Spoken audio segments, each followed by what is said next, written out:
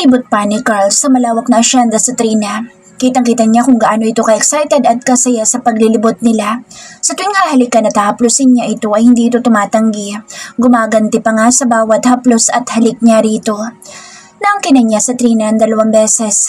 Nakuha niya ang kainosentehan nito. Siya ang unang lalaki sa buhay nito.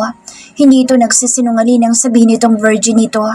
Nagduda siya noong una dahil halataan niya ang mga pangaakit nito sa kanya. Bagay na talaga namang ikinabahala niya dahil nahulog siya sa pangaakit nito. Nagulo ang isip niya at walang ibang nais kundi ang maangkin si Trina. At ngayon, nangyari na nga. Pagmamay-ari na niya sa Trina at pakiramdam niya, nais na ng sarili niya na huwag nang pakawalan pa ito. Kilala niya ang sarili niya pagdating sa babae kaya alam niyang may kakaiba siyang damdamin kay Trina na hindi pa niya mabigyan ng tamang pangalan. Ngayon lang kasi niya naramdaman ng ganitong atraksyon ng isang babae. Ngumiti lang sa Trina ay napapangiti na rin siya at nasisiyahan sa tuwing nakikitang masaya ito. Parang napakababaw pero yun ang nararamdaman niya. Lalong gumaganda sa paningin niya sa Trina sa tuwing nakikita niyang masaya ito. Ang ganda naman dito, Carl. Mangha nito habang tinatanaw nito ang kabuuan ng asyenda. May kataasan kasi ang lupa doon kaya mula sa itaas matatanaw mo ang kabuuan ng asyenda. Isa sa pinakababorito niyang puntahan sa loob ng asyenda at walang ibang nagtutungo roon. Malayo na kasing masyado ang lugar na iyon sa pabahay at sa mga pinagtatrabahuhan ng mga trabahador. Hindi maaaring lakarin. Aabutin ka ng gabi bago ka makabalik.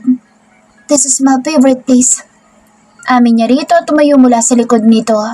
Napakaslot pa ito nang mula sa likuran nito ay yakapin niya ito. Ramdam niya ang tila lagi nitong pagkagulat sa bawat paghaplos at pagyakap niya rito. Marahil hindi pa lang ito masyadong sanay sa kanya dahil nga siya ang unang lalaki sa buhay nito. Why me, Trina? He asked. Huh? What do you mean? Tanong nito habang nasa ganoong posisyon sila. Nakayakap siya rito at hawak naman ito ang kamay niya at nakatanaw sa malawak na kapaligiran.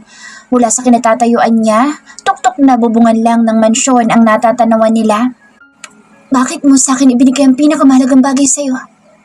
Tanong niya. He's not a noble man, pero nais niya lang malaman dahil it makes him feel special.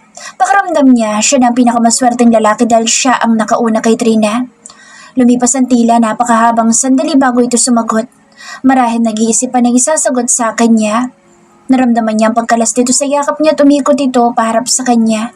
Ikinawit dito ang mga kamay nito sa batok niya. Inilagay naman niya sa maliit itong bawang ang mga kamay at niyaka para mas lalo pa itong mapalapit sa kanya. Trina is really beautiful. Walang hindi mahuhumaling sa ganda nito at angking apil. Siya nga hindi nakaligtas sa alindog nito. Hindi niya nagawang labanan ang nararamdaman para rito. Carl, tawag nito sa pangalan niya. Pakiramdam niya iba pag sa Trina ang bumabanggit sa pangalan niya. May kakaibang init na hatid sa katawan niya. To be honest, I am attracted to you. Sagot nito. Napangiti siya habang nakatingin sa mga magagandang mata nito. Kita niya sa sulok ng mga mata nito ang pagka-inosente nito. I am too. Sagot niya. The feeling is mutual kung ganoon. Sabi nito at lalo pang inilapit ang katawan nito sa kanya at napalitan na ng nang-aakit na tingin ng mga mata nito. Yes. Sagot niya tinawi ang buhok nito na nililipad ng hangin. I am not sure. But parang nagkita na tayo before. Sabi niya habang nakatitig sa magandang mukha nito. Ilang araw na rin kasing gumugulo at nagpapabalik-balik sa isip niya na tila nakita niya na before sa Trina. Parang may hawig ka sa babaeng iniligtas ko noon. Sabi niya. Napansin niya ang pagkailang nito at nagbaba ng tingin. O baka naman nagkakamali lang siya. Maybe naiisip ko lang yan. Dahil lagi mo kong inililigtas. Sagot nito na nakayuko at isa-isang binubuksan ng dahan-dahan ang botones ng polo niya. Kumunot ang noon niya at hinuli ang kamay nito. What are you doing? He asked. Nagangat ito na mukha at tiningnan siya na nangaakit at binawi ang kamay nitong hawak niya. I want to see you naked, Carl. Sagot nito at tinuloy ang pagbubukas ng botones sa polo niya habang hindi naghihiwalay ang kanilang mga mata. This is dangerous, Trina. You know I can't resist you. Don't start a fire. Babala niya rito dahil hindi talaga siya mag-aatubili ng kaninito sa damuhan at sa ilalim ng maliwanag na araw at malakas na hangin. Malalim ang mga ngiti ni Trina sa labi habang pauwi na sila ng mansyon. Nakasakay na silang muli sa kabayo. Nakasandal ang katawan kay Carl na alam niyang nasiyahan ng todo sa ginawa niya kanina. Hindi niya alam kung saan siya humugot ng lakas para gawin ang bagay na iyon kay Carl. Pero isa lang ang masasabi niya, nagustuhan niya ang ginawa niya rito at handa niyang ulitin iyon sa mga susunod na araw na magkasama sila nito. Nakita kasi niyang nasiyahan si Carl sa ginawa niya. Nakita niya kung paano itong paligayahin. Pagdating sa mansyon, agad na itong bumaba sa stallion at binuhat naman siya nitong pababa. Hindi pa man siya naibababa ni Carl nang mamataan niya si Claire na papalapit sa kinaroroonan nila. Carl! Maring tawag nito kay Carl. Nanatili naman ang kamay ni Carl sa bawang niya at napansin ang pagbuntong hininga nito nang makita si Claire. Nalingon niya si Claire. Sinalubong ang masamang tingin nito sa kanya. Of course, aasahan niya mga babae naghahabol pa rin kay Carl. Gaya ni Claire na tulad niyang walang label pero kung makapanugod daig pan totoong girlfriend. Now I know you didn't pick up my calls. Inis na sabi ni Claire na sa kanya nakatingin. Kasama mo palang katulong mo. Dagdag pa nito na sadyang pinakadiinan ng salitang katulong para pasakitan siya.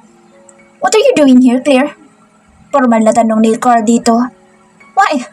Bawal na rin ba akong pumunta dito dahil dyan sa katulong mo? Taas kilay na sabi ni Claire sabay turo pa sa kanya. Nagtaas siya ng muka. Kung inaakala ni Claire na ito ay hindi niya ito papatulan, nagkakamali ito. Once na ininsulto siya nito yung makakatikim ito sa kanya, ipapakita niya rito kung sino talaga siya. Get inside, sweetheart. Bulong ni Carl sa kanya. Nakita niya lalong kumunot ang noo ni Claire nang marinig ang tawag sa kanya ni Carl. Wait, Carl! Did you call her sweetheart? Nanlalaki ang mga matang tanong ni Claire. Sinulyapan pa siya nito na tila nandidiri sa kanya. Kung tutuusin na may mas mukha itong nakakadiri. Tiningnan lang niya si Claire at siya naman ang bumulong kay Carl in seductive way para lalong inisin si Claire. Nasa itsura nito ngayon ay tila nais manakit sa kapikunan. Lihim niyang ikinatutuwa ang inis na itsura ni Claire. Ramdam niyang ngayon palang talo na ito sa kanya. Matapos bumulong kay Carl na hihintayin niya ito sa loob ay lumakad na siya patungo sa mansyon. Bitch! Narinig niya sabi ni Claire sa kanya habang masamang tingin ay pinupukol nito. Hindi naman niya hiniwalayan ito ng tingin. Sinalubong niya ang masamang tingin nito sa kanya. Hindi ang kagaya lang ni Claire ang babae magpapababa sa kanya. She is Trina Samonte for crying out loud. Pagpasok sa loob, hindi naman siya mapakali dahil kausap ni Carl si Claire. Baka inaakit ito ni Claire. Pasilip-silip siya sa labas. Hindi niya marinig ang pinag-uusapan ng mga ito pero sa nakikita niya tila nais nang magwala ni Claire sa galit. Carl is mine now. Claire. Determinadong bulong niya, tumalikod na at naglakad patungo sa kusina para uminom ng tubig. Nadatnan niya si Manang Nena roon. Agad siya nitong nilapitan. Hoy Trina, ikaw bata ka ha? Sabi ni Manang Nena sa kanya sabay kurot pa sa tagliran niya. Napahiyaw pa siya sa gulat. Kayo na agad-agad ni Sir Carl? Patuloy nito at pinandilatan siya ng mga mata. Manang Nena naman eh. Parang batang maktol niya at umiwas dito. Kumuha ng tubig sa rep. Kung sa bagay, mas hamak na maganda ka kaysa dun sa mata pobreng Claire na iyon. Sabi pa nito at sumunod sa kanya. Ang swerte mo, Trina. Nabihag mo ang isang Carl sa Maniego. Hihiga ka lang sa pera niyan. Tila nangangarap ng gising na sabi nito. Mumiti lang siya ng bahagya at uminom ng tubig. Habang patuloy pa rin ito sa pagsasalita. Alam naman niyang iisang iisipin ng mga kasamahan niya sa trabaho bilang kasambahay. Na maswerte siya dahil mayaman si Carl at isa lang siyang kasambahay. Pero walang kinalaman ng pagiging mayaman ni Carl sa anumang nararamdaman niya para rito. She want him as him, kahit hindi pa ito mayaman o ano paman. Dahil unang kita pa lang niya kay Carl ng gabing iyon ay napatibok na nito ang puso niya. Balato ha? Dagdag pa ni Manang Nena sa kanya at ngingiti-ngiti. Iniiling na lang niya ang ulo. Pag maayos na ang lahat, tutulungan niya ito dahil maganda ipinakita nito sa kanya mula sa unang araw niya sa trabaho sa mansyon. Pati na rin si Manang Lumen na wala namang hindi maganda ipinakita sa kanya. Kung napagsabihan man siya nito, ay dahil concern lang ito sa kanya. Huwag kang mag-alala, Manang Nena. Akong bahala sa'yo. Tutulungan ko kayo ni Manang Lumen. Sagot niya. Totoo yan ha. Huwag mo kami kalimutan. Sabi naman nito. Hindi ko kayo kakalimutan. Nakangiting sagot niya. Kinikilig naman ito sa kanya at kung ano-ano pa ay mga tinatanong tungkol sa kanila ni Carl. Kung alam lang nito na naisuko na niyan lahat kay Carl, baka sabihin pa nitong dinaig pa niya si Flash sa sobrang bilis niyang kumilos makuha lang si Carl. Ipinagpasalamat niyang tinawag ito ni Manang Lumen kaya iniwan na siya nito. Iniling lang niya ang ulo, tinuloy na ang pag-inom ng tubig. Naalala ang sinabi ni Carl kanina. Tila namumukhaan na siya nito. Well, sasabihin din naman niya ang lahat kay Carl kung sino talaga siya at bakit siya napadpad sa asyenda nito. Kumukuha lang siya ng tamang tiyempo at aminin niya lahat kay Carl. Sa ngayon, nahayaan muna niya mag-enjoy sila sa piling ng isa't isa. Ipagpatuloy ang mga ginagawa nila. You're here. Tinig ni Carl ang nagpabalikwas sa kanya sa malalim na iniisip. Papasok ito sa kusina at lumapit sa kanya na nakasandal sa may lababo. Umalis na si Claire? Tanong niya. Yup. Sagot nito at binuksan ng ref. Kumuha ng bottled water saka binuksan niyon at diretso inom sa bote. Nakasunod naman ang mga mata niya rito. Napalunok pa siya habang nakatitig sa mga labi nito na alam niyang masarap humalik. Anong pinag-usapan niyo? Tanong niya matapos halos maubos ang laman ng bote. Nothing. Claire is just being clear. Sagot nito sa kanya. I see. Sagot niya at uminom din ng tubig sa basong hawak. Don't mind her. Just nothing. Huwag mo nalang din pansinin ang mga sinabi niya kanina. Sabi nito at lumapit ito sa kanya. She hates me. Malungkot na sabi niya. It doesn't matter. Sagot nito at hinapit siya sa bewang at inilagay ang buhok sa likod ng mga tenga niya. Saka nito hinawakan sa dalawang palad ang mukha niya. I don't care about Claire anymore. Or any other woman. This time is all about you, sweetheart. Sabi nito sa kanya. What you did earlier was so amazing and incredible. Patuloy nito. Naramdaman niyang pamumula ng pisngi niya sa sinabi nito. Ang tungkol sa pagluhod niya sa harapan nito ang ibig nitong sabihin. So innocent, ah? Sabi nito nang marahil napansin ang pamumula ng pisngi niya. I can do that again. And I'll make it more better. Sabi niya sa nangaakit na tinig. You are the best, Rina. Sagot nito at hinawakan siya sa baba. Nagyuko ito ng ulo para abutin ang mga labi niya. Ipinikit naman niya ang mga mata, tinintay ang pag-angkin nito sa mga labi niya. Ay, pusang gala! Narinig niyang tili galing sa kung saan at mabilis siya nagbukas ng mga mata. Nakita niyang nabitin sa era mga labi ni Carl na nakalingon sa pinanggalingan ng tinig. Nakita niya sa Manang Nena na mabilis na nagpaumanhin at halos tumakbong palabas ulit. Nagkatingin na naman sila ni Carl at sabay pang nagtawanan sa nangyaring eksena. Nakakahiya. Bulong niya at mahinang hinampas ito sa dibdib. I know. Sagot nito at niyakap siya ng mahigpit. Gumanti siya ng yakap rito at idinikit ang ulo sa dibdib nito. Pinakinggan ang tibok ng puso nito. Kung katulad ba ng sa kanya. Mabilis din ang tibok. Dahil sa kanya ay laging abnormal ang tibok sa tuwing malapit sa kanya si Carl. Nasiyahan naman siya dahil naramdaman niyang mumunting pagtibok ng puso nito. Nais niyang hilingi na sana ganito na lang silang palagi ni Carl. Na sana pareho sila ng itinitibok. She loved him. She loved him so much now. Mabilis na lumipas ang mga araw. Dumating ang weekend kung saan inimbitahan sila mag-lunch sa bahay ng mga magulang ni Carl. Darating daw kasi ang kapatid ni Carl at asawa nito. Bagong kapamilya na naman ni Carl ang makikilala niya. Ipakikilala na naman siya nito bilang nobya nito. Sa paglipas ng mga araw, naging maganda naman ang takbo ng pagsasama nila ni Carl. Although wala pa rin silang label nito, ganoon pa man masaya siya. Nasisiyahan siya sa mga ginagawa nila. Walang gabing hindi siya inaangkin ni Carl ng paulit-ulit at nagpapaubaya naman siya dahil alam niya at sigurado na siya sa sarili niya na mahal na niya si Carl. Let's go. Anyaya ni Carl nang sumungaw ito sa pintuan ng silid nila. Nakabihis na rin ito. Casual lang pero ang lakas ng dating. Siya man ay bihis na. Cream slacks and corset at pinatungan niya ng blazer. She looked elegantly classy. Tsak na pagdududahan na naman ng mga pamilya ni Carl na isa siyang kasambahay sa mansyon before. Si Carl ang bumili ng suot niya. Nais pa nga siyang ipamili pa nito ng mga iba't ibang gamit. Tumanggi lang siya. Tama na muna na bilhin lang nito para sa kanya kung anong kailangan niya. Ayaw niya isipin itong nananamantala siya rito. Sure. Nakangiting sagot niya at muling sinuri ang sarili sa salamin. Napangiti siya at ibinalik kay Carl ang tingin. You look so beautiful and classy. Puri nito sa kanya at agad na iniikot ang mga kamay sa bewang niya. And also, you smell so sweet. I love it. Dagdag nito at mabilis na dumampi sa laag niya ang mga labi nito. Napatili siya at hindi itinago ang kilig. Kinawit ang mga kamay sa batok nito. Ikaw din. Ang gwapo mo. Lambing niya rito. I know that. Kaya nga patay na patay ka sa akin. Biro nito sa kanya. In your dreams. Sabay hampas sa balikat nito. Umalis na tayo. Baka hindi ko mapigilan at mahiga kita dyan sa kama. Sabi nito sa kanya at hinalikan siya ng mabilis sa mga labi. Napapikit pa siya at dinamnam ang mga halik nito. Mabilis lang pero nakapaghatid pa rin ng init sa buong katawan niya. Bago sila nagtungo sa bahay ng mga magulang nito ay dumaan muna sila sa isang flower shop. Hindi na siya pinababa pa ni Carl. Nagpaalam lang na may kukunin sa loob ng shop. Kaya naman naghintay na lang siya sa loob ng sakyan. Nakasunod ang tingin niya kay Carl at hindi mapigilan ng mapangiti at kiligin. He is the man of her dream. Paglabas ni Carl sa flower shop, may bitbit na itong bouquet of flower.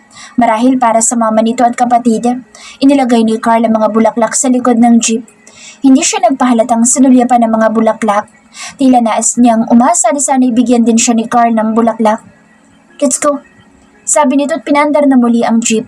Pagdating sa bahay ng mga magulang nito, agad niyang napansin na isang mamahaling sports car. Marahil dumating na nga ang kapatid ni Carl kasama ang asawa.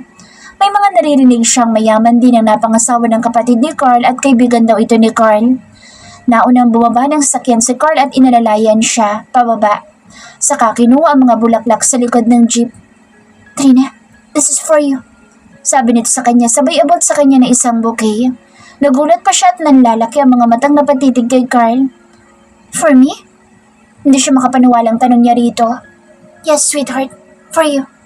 Sagot nito sa kanya tinalagan siya sa pisngi. Napangiti siya at napayakap sa mga bulaklak. Hindi naman ito ang first time niyang makatanggap ng bulaklak pero dahil galing ito kay Carl ay iba ang pakiramdam niya. Carl. Malalim ng ngiting tawag niya rito. Ngumiti ito sa kanya tinawakan siya sa kamay. Tara na sa loob. Anyaya nito. Tumango siya at nagsimula ng maglakad. Thank you, Carl. Pasalamat niya habang nais na niyang magtatalon sa tuwa at kilig na nararamdaman. Pagpasok sa loob agad silang sinalubong ng mama ni Carl. Nakapagbeso pa ito sa kanya at pinuri siya nito. Trina, you always look elegantly beautiful. Puri ng mama ni Carl sa kanya. Nahihiya naman siyang nagpasalamat at nararamdaman ang pagpisil ni Carl sa kamay niya. Thank you, dear. Pasalamat ng mama ni Carl nang iabot ang bulaklak dito. Andiyan na ba si Iya at Giovanni? Tanong ni Carl. Yeah, nasapag na sila. They are waiting for both of you. Tara na sa komedor. Anyaya ng mama ni Carl sa kanila. Sinulyapan siya ni Carl at ngumiti rito at naglakad na sila at sumunod sa mama nito sa komedor. Pagdating sa komedor, bumungad sa kanya ang napakabata at napakagandang kapatid ni Carl. Agad itong umiti sa kanya nang makita siya. Ate Trina! Tawag pa nito sa kanya na ikinagulat niya at tumayo mula sa kinaupan at agad siya nitong niyakap. Iya, meet Trina, na girlfriend. Pakilala ni Carl sa kanya, sa kapatid nitong nakayakap sa kanya. I know about her, naikwento na ni Mama. Sabi ni Iya nang kumalas ng yakap sa kanya. For you, sabi ni Carl sa kapatid nito at inabot ang bouquet ng bulaklak rito. Thank you, Kuya Carl. Malambing na pasalamat nito kay Carl at yumakap pa sa kapatid. Sa nakikita niya mukhang close ang dalawa, gaya niya at ng kuya Dylan niya. Maupo na kayo para kumain. Anyaya ng mama ni Carl na nakaupo na malapit sa kinauupan ng papa ni Carl na nakangiti sa kanya at binati din siya. Pinakilala naman ni Iya sa kanyang asawa nitong si Giovanni. Tumango naman sa kanya ang lalaki na tila kaedara ni Carl. Sa bagay, sabi naman nila, magkaibigan ang dalawa. Pero ibang napapansin niya ngayon, tila hindi naman nagpapansinan ang dalawa. Curious tuloy siya pero hinayaan na lang niya muna. Naupo na sila ni Carl sa tapat na mag-asawa. Katapat niya si Iya na mukhang sweet at mabait sa kanya. Kahit ang pagkakakilala nito ay isa siyang dating kasambahay sa mansyon sa Hacienda. Wala siya nakikitang pagkadisgusto sa kapatid ni Carl, gaya ng nakikita niya sa mama ni Carl. Mukhang napalaki na maayos sa magkapatid at hindi naging mapagmataas at mapangmata sa kapwa. Sa hapag, busy ang mga ito sa usapang negosyo. Kaya naman tahimik lang siyang kumakain. Paminsan-minsan sinusulyapan siya ni Carl at hinahawakan ng kamay nito. Bagay na ikinatutuwa niya. Ang simpleng gesture nito ay nagpapatalon sa puso niya. How's the Rodriguez? Narinig niyang tanong ng papa ni Carl. Napaangat siya ng muka at dilingon ng ama ni Carl na sa asawa ni Ian nakatingin. Kumunot ang noon niya. Kung ang Rodriguez ba na tinatanong ng papa ni Carl ay ang mga Rodriguez na kilala niya from San Sebastian? Everything is fine naman po, papa. Smooth ang mga business sa San Sebastian. Narinig niyang sagot ni Giovanni. Lalo siyang napakunot ang noo at nilingon si Giovanni. Well, gwapo ito at maapil. Kung tititigan, may pagkakahawig sa mga magkakapatid na Rodriguez na kilala niya. Napaisip siya at tila naguluhan. Are you okay? Bulong ni Carl sa kanya, tinawakan ang kamay niya. Yeah. Mabilis na sagot niya at sinulyapan nito. Ngumiti ito sa kanya at nagsabi pa na kumain ang kumain. Tumango naman siya at binalik sa pagkain ng atensyon. Nagpatuloy ang kwentuhan ng mga ito at panay banggit nga ng mga ito sa mga Rodriguez at sa bayan ng San Sebastian. Alam niyang may nabanggit ang daddy niya noon na may anak si Mr. Rodriguez sa labas. Hindi kaya anak ni Mr. Rodriguez si Giovanni na asawa ni Iya? Kung ganoon nga, napakaliit naman ang mundo para sa kanila ni Carl. Ilang beses niyang sinulyapan pa si Giovanni. May pagkakahawig na ito kay Gino. Hindi lang dahil iniisip niya si Gino o si Gino ang mas malapit sa kanya sa tatlong magkakapatid na Rodriguez. Pwede naman siyang magtanong mamaya kay Carl at kung sakaling kapatid nga ni Gino si Giovanni, hindi malayong mabuko siya ni Carl kung sino talaga siya at anong dahilan niya kung bakit siya napadpad ng San Rafael. Hinila niya ang baso ng tubig at uminom. Napaisip tuloy kung magagalit ba si Carl sa pagsisinungaling niya. Pasimple niyang sinulyapan ito na tila naboboard na sa patuloy na pag-uusap ng papa nito at ni Giovanni. Hindi nakaligtas sa kanya ang hindi pagpapansinan ng dalawang lalaki. Matapos ang dinner, agad na sila nagpaalam sa mga magulang ni Carl. Narinig niyang sinabihan ito ng mama nito na dalas-dalasan nito ang pagpasyal sa bahay ng mga magulang nito, lalo na kung hindi naman busy sa asyenda.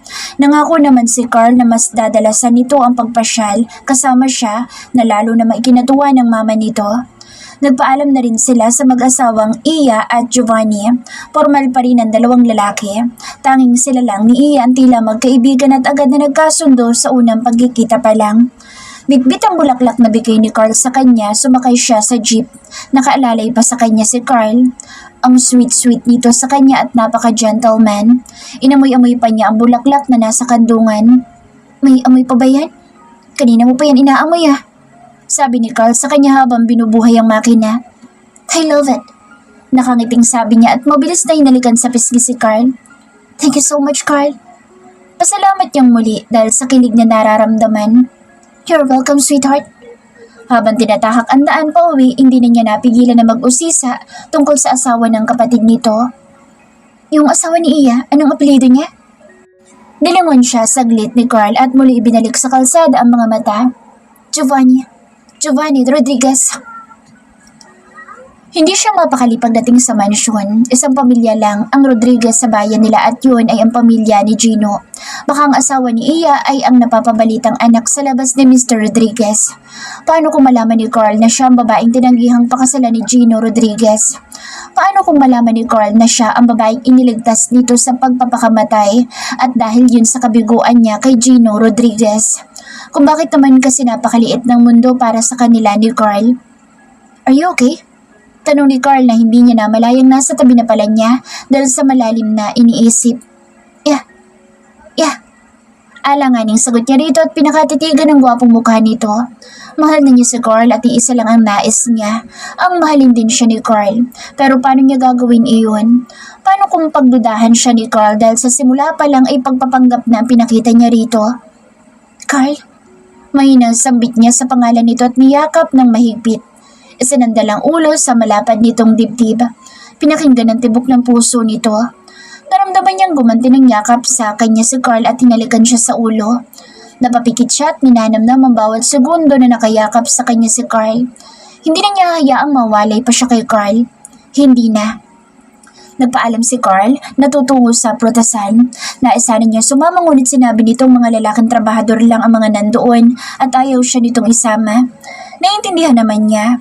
Sinabihan na lang siya nitong magpahinga na muna kaya naman naiwan na lang siya sa mansyon. Pag-alis ni Carl agad na siyang pumanhik sa silid nila. Ang daming gumugulo sa isip niya kung paano sasabihin kay Carl ang totoong pagkatao niya. Kung tutuusin ay wala naman siyang dapat ikabahala dahil wala naman silang relasyon ni Carl. Baka nga wala din namang epekto kay Carl kung sakaling malaman nito ang totoo tungkol sa kanya. Trina, gumagawa ka lang ng sarili mong problema. Wala naman talagang problema. Ikaw lang nag-iisip na meron. Litanya niya sa sarili. Humugot siya ng malalim na paghinga. Binagsak pahiga ang katawan at tumitig siya sa kisame. Bakit ba lagi nalang komplikado ang lahat sa tuwing may nagugustuhan ka, Trina? Tanong niya sa sarili. Una, kay Gino Rodriguez na ni katiting na pagtingin wala sa'yo.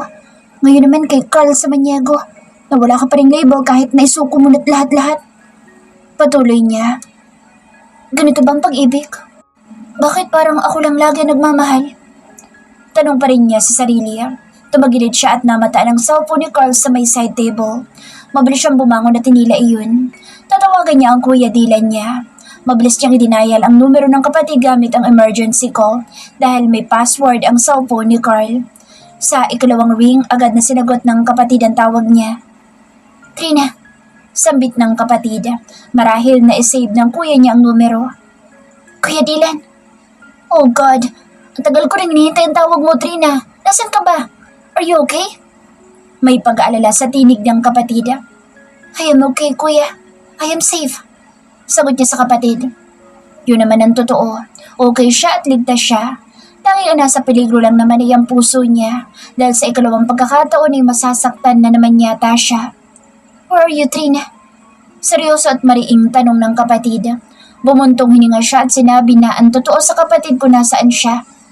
San Rafael? Bulalas dito. Malayo ang San Rafael sa San Sebastian. Nasa 2 o mahigit pa ang oras ng biyahe. Sinabi niya lahat sa kapatid na nasa asyenda siya ng isang Carl Samaniego kasama ang yaya Flor niya. Inamin na rin niya sa kapatid na nakatira siya sa mansyon ng asyenda kasama si Carl. Sandamakbak na sermon ang narinig niya mula sa kapatid. Nagsabi pang bukas na bukas ay susunduin na siya dito at nang magising na daw siya sa kahibangan niya. Tumanggi siya tinakot ang kapatid na hindi na kailanman magpapakita pag ginawa ng kapatid ang bagay na iyon. That's bullshit, Trina! Don't tell me you're in love with that man! May galit sa tinig ng kapatid. Yes, kuya. I love him. And it hurts. Sagot niya sa kapatid at hindi maiwasan ng maiyak. Totoo naman, nasasaktan siya dahil sa ikalawang pagkakataon siya lang ang nagmamahal at hindi siya minamahal. You need to go back here, Trina, before it's too late. Kung ngayon palang nasasaktan ka na, what more pa kung magtatagal ang pagsasama niyo? Sinasaktan mo lang ang sarili mo, Trina. Litanya ng kapatid sa kanya. Totoo naman kasi iyon, sinasaktan lang niya ang sarili. Bago siya nagpaalam sa kapatid, kinumpirma pa niya sa kapatid kung si Giovanni Rodriguez ba ay kapatid ni Gino Rodriguez. Kumpirmado nga, magkapatid ang dalawa kaya hindi malayong madidiskubre din ni Carl ang tunay niyang pagkatao. Matapos ang pag-uusap nila ng kapatid, naisipan niyang bumaba na muna at doon na lang hintayin ang pag-uwi ni Carl. Pababa siya ng hagdan nang marinig na may nag-uusap sa labas. Tila galit ang boses ng babae. Lumakad siyang palapit sa may pintuan. Kailan pa ako pinagbabawalan pumasok sa mansyon ni Carl? Gigil na tanong ni Claire kay Manang Nena nang makasilip sa labas ng pintuan. Mukhang galit na galit si Claire. Ano na naman ba kasang ginagawa nito sa mansyon? Pasensya na po, Ma'am Claire. Bili lang po ni Sir Carl. Paumanhin ni Manang Nena kay Claire na umuusok na sa galit. Kapag ikaw nagsisinungaling, patatanggal kita kay Carl dito sa mansyon. Pati ng pamilya mo sa buong asyenda. Banta pa nito kay Manang Nena. Huwag naman po, Ma'am Claire. Sumusunod lang po ako kay Sir Carl. Malungkot at may takot na sagot ni Manang Nena kay Claire. Humugot siya ng malalim na paghinga at saka lumabas ng pintuan. Sabay na napalingon sa kanya ang dalawa. Nanlilisik na mga matang agad na ipinukol ni Claire sa kanya. Phew! Sabay turo pa nito sa kanya at mabilis na lumapit sa kinatatayuan niya. I know na binibilog mo ang ulo ni Carl. At ikaw din siguro nagsabi sa kanya na huwag na akong papasukin sa mansyon. Akusa nito sa kanya. Nakatayo ito sa tapat niya. Nakasuot ito ng heels pero magkasintangkad pa rin sila. Maganda si Claire. No doubt, with all her makeup and stuff all over her face and body. But still, she is prettier than her and appealing than her. Nakataas ang mukha niyang sinalubong si Claire. You know what, Claire? If ayaw kang papasukin sa bahay ng may bahay, huwag ka na magpumilit. Mariing sabi niya na hindi hinihiwalayan ang tingin dito. Ngumisi ito sa kanya at tiningnan siya mula ulo hanggang paa. Muling bumalik sa mukha niya. Nagtaas ito ng kilay at mabalasik siyang tiningnan. Maganda ka lang. But still, you can't hide who you are. Isa ka pa rin katulong dito sa mansyon. Alipin, tagalinis ng banyo ni Carl. And I know pag nagsawa na sa'yo si Carl, babalik ka sa pagkiskis sa inidoro ng mansyon. Gigil na sabi nito at nanuluyang ngumisi. Nasa mga mata nito ang pagmamaliit sa kanya. Kitang-kita niyang minamaliit siya nito pero hindi siya apektado. Ngumiti siya kay Claire na nagpakunot sa noo niya. Were you smiling? Seryosong tanong nito. Look, Mom Claire, right? Sadya niyang pinakadiinan ang salitang ma'am. Ang tagapaglinis ng banyo. Eto. Sabay turo sa sarili niya. Ang babaeng nagpatalsik sa iyo sa mansyon. Hindi ba't pinagbili ni Carl na huwag kang papapasukin sa mansyon? Dahil sa akin yun. Taas mukhang sabi niya kay Claire na lalong umusok ang ilong sa galit.